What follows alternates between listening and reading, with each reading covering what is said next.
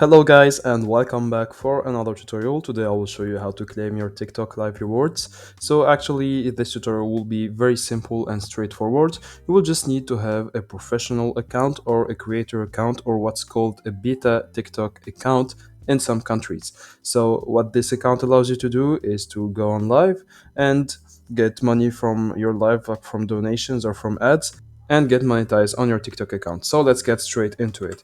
Now first open TikTok on your phone and then here go to your profile. As you can see, this little button in the bottom right corner. After you click on that, you will land on this page. Just go to the menu button here. So click on it once. So just click on TikTok Studio. So here in this page, you will find the balance with your coins, your live rewards, and other things.